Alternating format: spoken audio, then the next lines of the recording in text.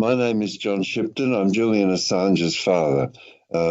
Julian, has always been interested in mathematics, and that moved him into computers, as well as social protest. He was involved in the anti-global movement and the World Social Forum for a number of years before moving into WikiLeaks. How has this whole process gone down in Australia? Because I think we don't really get any idea of that here in the UK. But I would imagine that most Australians are not really happy about the way the old empire has dealt with one of their sons here. Well, the Australian public is tremendously supportive, and shows that support by financing my trip here through donations, small donations. So to give you an illustration, the petition that was tabled in Parliament has 500,000 signatures. The Amnesty International petition has 250,000 signatures, and so on. Generally, how do Australians view Julian Assange? How do they view the old England, the old empire? I don't know.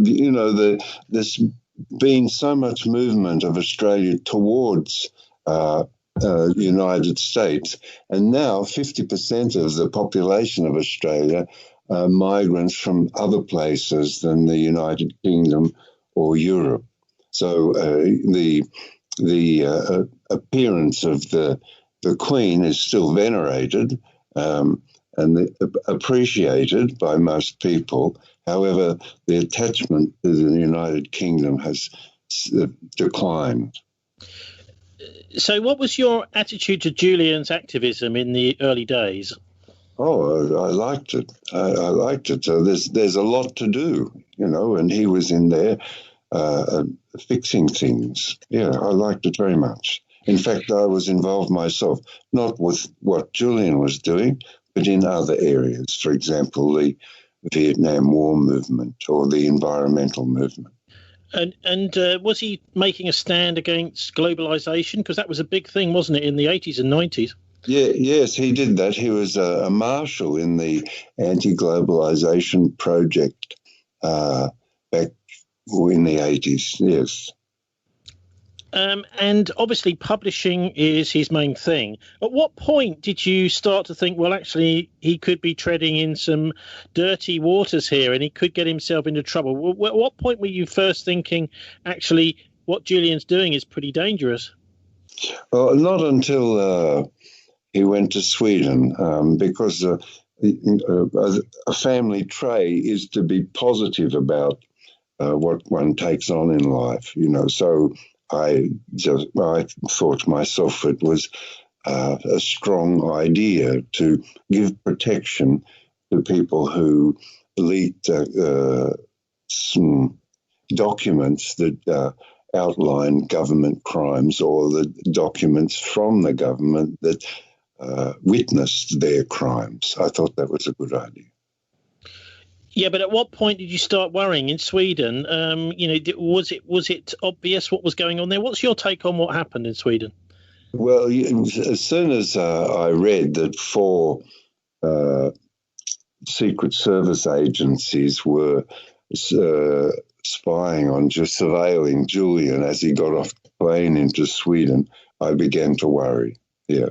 As for the rest of the Swedish thing, it's dead and buried now, gone in the past, and what Julian always predicted, that the United States would launch a vigorous prosecution for his extradition to the United States, has emerged, and so we fight that.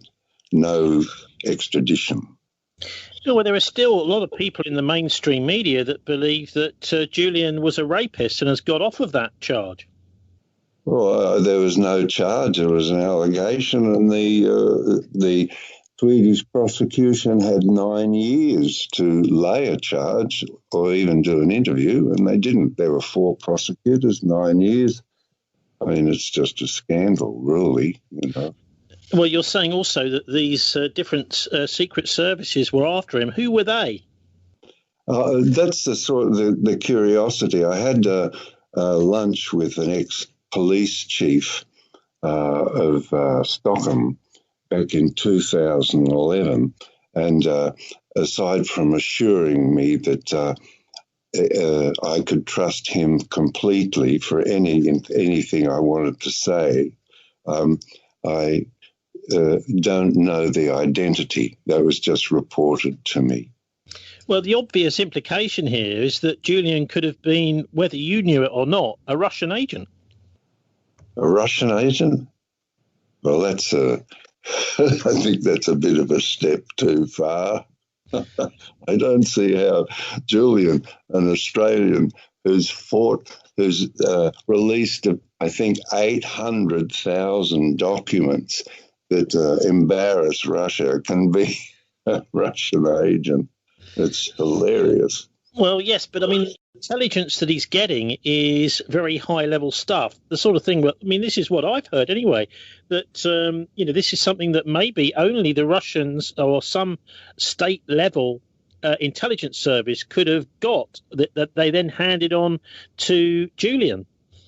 I have to say, Tony, that you're being informed of complete rubbish. He's actually charged with getting documents from Chelsea Manning, who was an officer in Iraq, who provided those documents, and an intelligence analyst in the United States Army. It's pretty distant from Russia. What do you think has been maybe just one or two of the most devastating revelations that Julian has published? Well, they come in, a lot of different directions. So, for example, one of the cables documents, that's the cables written by the United States soldiers in Iraq. One of them demonstrates that a group of soldiers murdered an entire family. The children, the mother, father, grandfather, uncle, father, they murdered a lot. Horrified at their crime, horrified that they'd get charged with this crime, they called in the United States Air Force and destroyed the house completely, obliterating the evidence. This cable enraged the Iraqi government, who refused to sign the Status of Forces Agreement, which then required that all of the American troops be withdrawn from Iraq. That's what happened, leaving only those troops that were in the green zone, which is the vast embassy American embassy in Baghdad. Well, that's a pretty devastating. But I mean, I know Julian has also published information about surveillance of us here in the West, with things like the idea of hacking vehicles to use them potentially for assassinations, also listening in through TVs while the TV looks as if it's off. That's almost like the telescreen from George Orwell's 1984. I mean, are you surprised, John, that he's caused the trouble he has and that he's now facing this extradition? Well, I'm surprised that the Crown Prosecuting Service and the FO have brought this mess, this embarrassment to the United Kingdom in facilitating this prosecution. It's just a terrible mess. Each of the Kronberg is the author, the American author of the indictment. His even inaccuracies in the indictment and certain charges, if brought, are unconstitutional in the United States.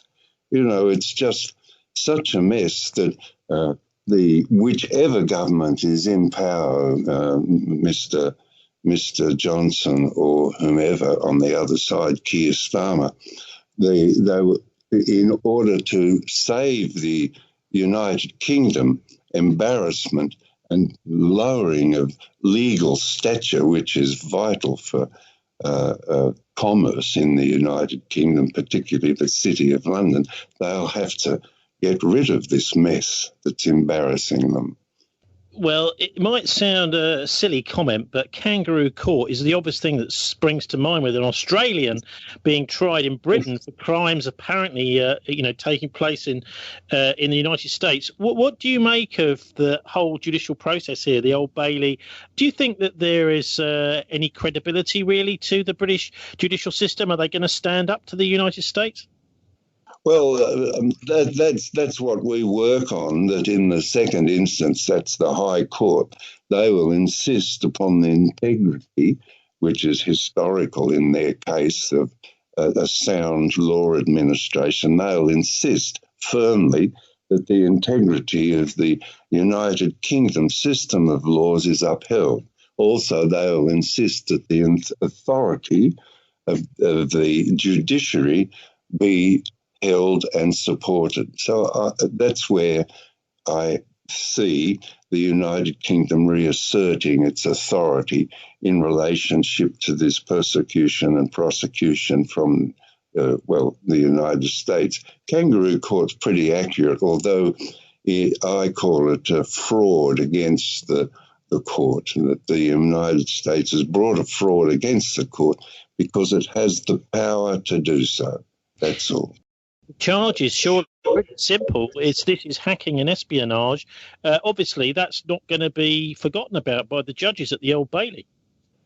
Well, the hacking charge is a falsity because it was a hashtag which is unhackable in the first place, and in the second place, it was only to protect the identity of the source, which is normal behaviour in journalism. You don't want the source of your information having their fingernails torn, or ending up in 20 years in jail. So you do everything you can to protect them. That is the complete sort of rounding of the so-called hacking charge. It just doesn't exist.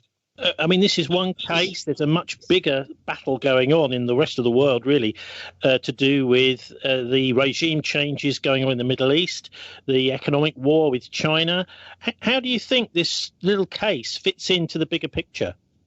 Well, I think it's you can take it from the lawyer who represents the New York Times back in the Pentagon Papers day, James Goodall. He states clearly that this is a global case, and it's a global case in a number of different directions. The one that concerns you and I, having worked in the media industry, is freedom of the press, but the others are the Universal Declaration of Human Rights, a great epoch-making civilizational legislation introduced into Europe. Well, that's one. The United Nations and its authority as concerns the rapporteur on torture and the working group on arbitrary detention being sniffed at by the judiciary. And so the prestige of the United States needs reaffirming. United Nations needs reaffirming. National boundaries. There's a big concern for the United Kingdom having to re-establish their national boundaries through Brexit. However, the United States wishes to apply its laws inside the United Kingdom. It's called extraterritorial application of laws. Well, this is an important thing for the United Kingdom politicians and people to retain their own powers and not turn those powers over to the United States. So in those three grand directions, this is a global case, even though it's in the extradition court in the Old Bailey. So what's your hunch? that Britain has got the stomach to stand up to Washington? Yes. Well, if not Britain, the final hope will be, as Britain is still a member of the Council of Europe, will be the Court of Human Rights in Europe. So, but anyway, I think the United Kingdom will assert. They've had a lot of problems with this extradition order. They have an extradition order by the United States against Mike Lynch, who's a very bright IT businessman in the United Kingdom that the United States wishes to gather up. There's the Harry Dunn, who was killed by Anne Secoulis, and the United States absolutely refuses to even consider the extradition of the person, Anne Secoulis, who is alleged to have killed Harry Dunn. They refuse to even consider an extradition order. So this is probably a prime concern of Boris Johnson and his cabinet and the rest of the political class in the United States. When did you last see him? What kind of health condition is he in? Oh, he's a bit dire. It's now 11 years of being banged up, 2 years So what access have you had to him, John? Well, I saw him 6 months ago, and then the COVID lockdown came, so the streets were deserted in London and you weren't allowed to go and see him. Last week, his family was able to see him for 40 minutes, which ended up being about 25. And the kids weren't allowed to embrace their daddy. And Stella, the children's mother's not allowed to embrace her lover, or her partner as it's called these days. If they did, Julian would have to go into 2 weeks isolation, stacked upon isolation. Well, top that, that's pretty cruel. So he's already partially isolated and only sees prisoners. But if he's embraced by his kids, he's not even allowed to see other prisoners for 2 weeks. It's pretty grim out there. And that's the same for all the prisoners, by the way. So, some people have said it's on medication of some sort. Is it something that is being forced to take? Is it something he needs? Do you know? It's something he needs. Is a struggle against depression, as you can imagine. It's not a fun position to be with. He sparked up this week as the fight for his freedom, moves ahead, and we're doing well in court.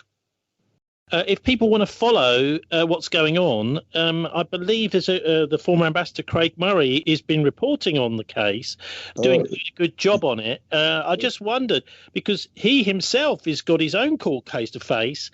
This is a bit of a strange position, as the only person who's really doing a very good job inside there is also facing jail. What do you make of the just general press coverage of Julian's case right from Sweden up till today? Well, I don't want to, beach slap anybody whose support I'm hungering to get. So I will praise them for their stance lately.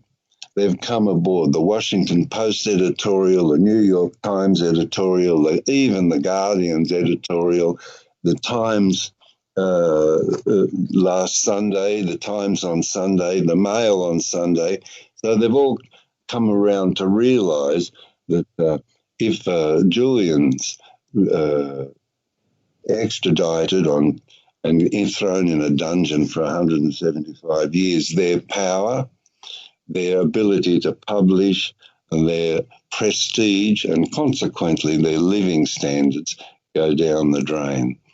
So they've come around to realise it's their own self-interest, and they're changing their mind and supporting us. I think one of the mysteries of this, particularly in the UK, is The Guardian, who took so many stories from Julian for years, exclusives that were obviously, helping them sell their paper and giving the paper prestige.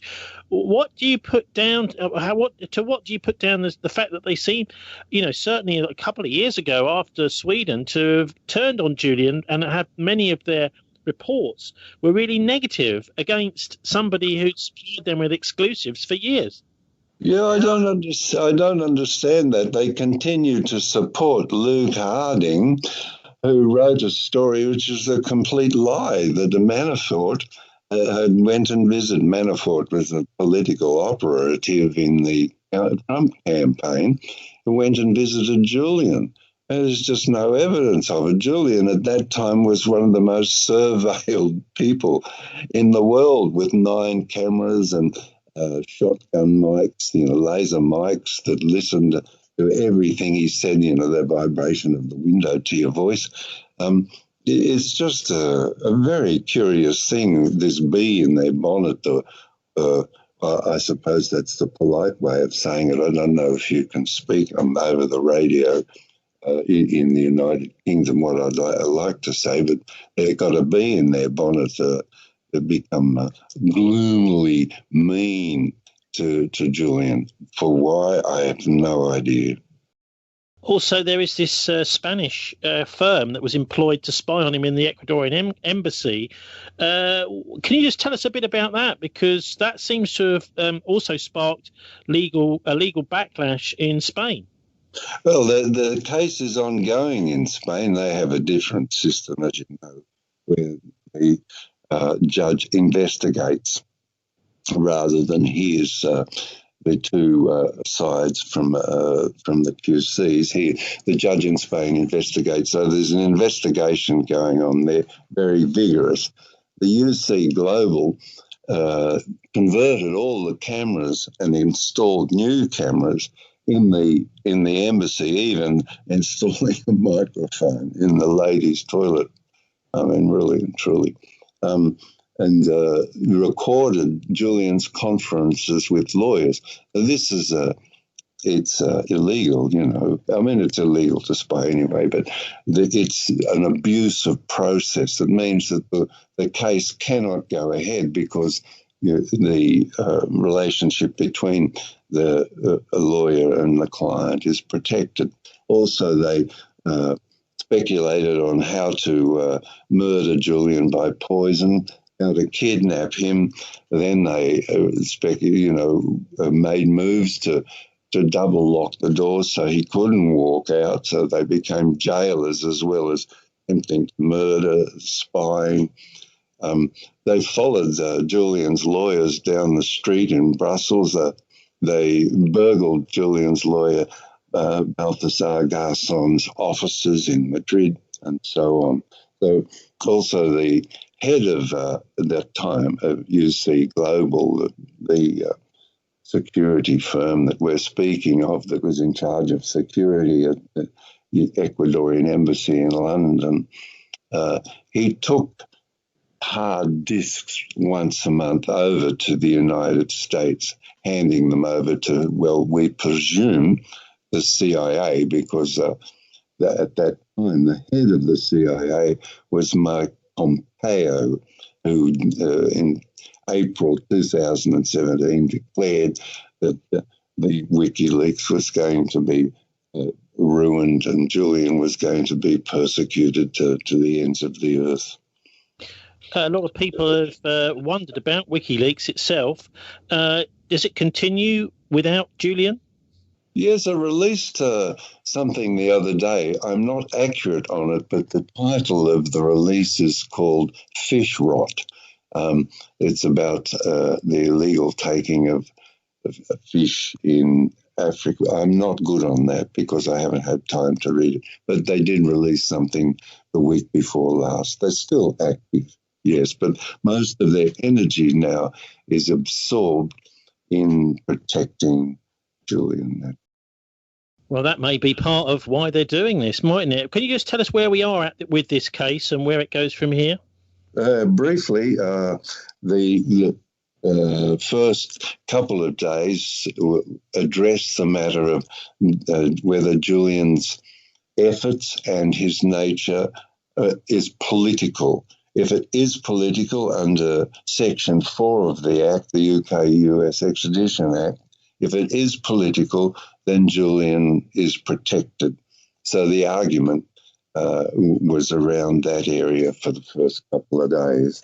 Also, the argument then moved to what is protected by the First Amendment in the United States. A very, very impressive young man, well, young to me, man from the United States, Trevor Timms, gave the evidence there, and a fierce cross-examination from James Lewis, the prosecutor's QC. He didn't waver and continued to expound the case. The indictment has several flaws in it, which was pointed out by Trevor Tim, that the indictment includes charges which are clearly unconstitutional in the United States. So you've come all the way from Australia to see this. Are you able to sit in the court? Yes, the 5 family members, well, 6, well, 7. But at the moment, there's 5 of us in the United Kingdom. We're pretty attached to the United Kingdom. My brother is a United Kingdom citizen, lives in London, as is his son and his wife. And, you know, Julian's been here and has children here now, 2 children. So the attachment is close to the United Kingdom. So it's no problem to live here. In fact, I quite enjoy it. So have you been actually able to sit in the court then each day? Yeah, each day 5 of us are in the court. Yeah, and Craig Murray sits with us as well. So we 5 and Craig. Craig is a good companion. Yeah. So where does the case go from here? Because it seems to be sort of almost every 6 or 8 months that the case has been popping up. Where does it go from this hearing? All depends. One of the QCs for the prosecution, her spouse, came down with a temperature on today. You know, reported in the morning that he had a temperature. So they suspect COVID. So they're doing a test, and they'll have their results on Monday morning. If it is COVID, I don't know what the court will do. I can't speculate. If it isn't, it'll go on for the next 4 weeks. And after that, do you think Julian may be sent to the US?